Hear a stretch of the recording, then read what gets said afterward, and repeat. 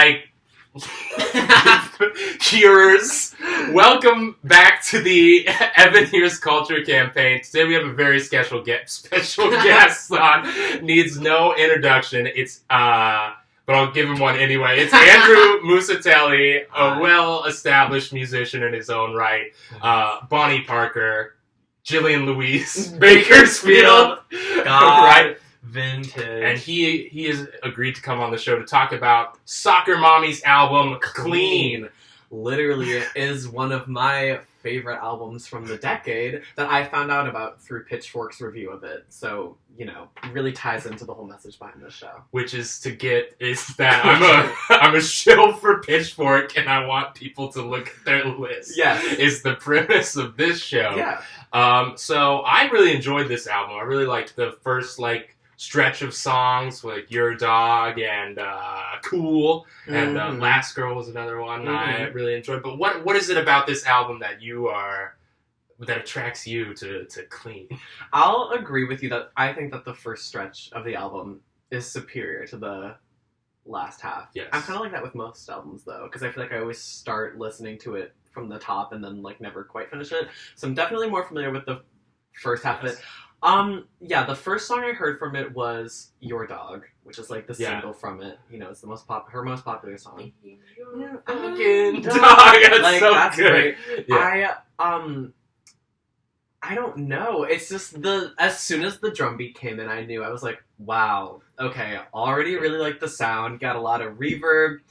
I think there's some 80s kind of shoegaze influence in the background of that. Reverb, that gated reverb, is that what they call it on the drums? That always sells it for me. It's in a lot of Jepsen, right? Sort of the reverb on the drums. So good. She loved the sonic qualities of that instrumental, and then I thought her voice was very it's not like a beautiful voice in the sense a powerhouse vocalist like Adele or Whitney Houston or something like that, but it's so heartfelt the way that she delivers the lyrics. I don't know. She obviously wrote them, and I feel like she was very passionate while she was recording them.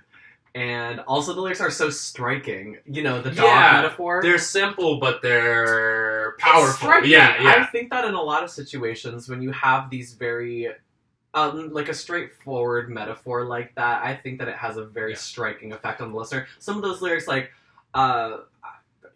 the effect of, I don't want to be curled up at the edge of every bed you're sleeping on, collar around the neck, being dragged around. There's, all this imagery that kind of contributes to, the broader idea of being in, a manipulative or abusive relationship. Yes. Maybe a little bit of both. Yes, I think I listened to your entire discography today, right. So that sort of idea of the striking, simple lyric is sort of something that really seems to crop up in your, but really? in a powerful way. Yeah, I mean, any song that I've released after hearing this album has been heavily inspired by, I love this album, and I remember I listened to it right when it came out, which was in the spring of our freshman year, and it literally immediately had an effect on the way that I approach songwriting. I don't know. I think that, not to call her music simple, because it's not, that's degrading. Yeah.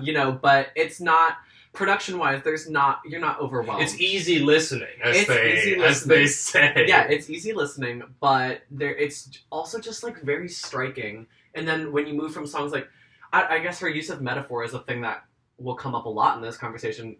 My favorite song on the album is Still Clean, which is the opening song. Yes. Yeah, I tend to like the opening songs the best on any given album.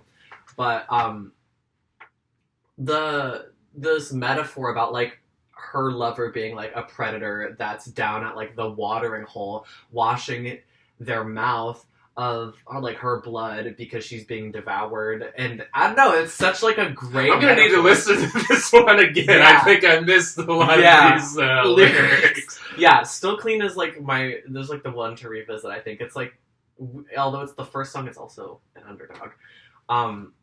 And I don't know, her use of metaphor I think is really good, but you can contrast that with songs like Last Girl, yes, or Cool, that are really straightforward. Like, I want to be like a stoner girl with her friends getting high on the weekend, because that's cool. If I'm cool, then you're going to like me. Yeah. Simple as that, you know? I like the contrast between songs of metaphor usage. Any closing thoughts about the album? Any closing thoughts about the album? Literally, I think it's like a stunning kind of work that's representative of, how do I say this? I don't know. It's a very like accurate depiction of like a certain type of like environment that one grew up in. Like I don't know what I'm trying to say. Like this girl went to NYU for something. Maybe it was, she started the Soccer Mommy project at NYU, playing in these dive bars and kind of like honing her craft. But she grew up in Tennessee and these kind of like humble beginnings in Nashville with like a country music kind of influence. And I think that her like humble and like very normal beginnings are really well represented in this work, and it's something it's that like a synthesis of the two sort of worlds. Yeah, I don't know. Like, I feel like it's for people that grew up in like maybe a quiet suburban town, but like then moved to a big city.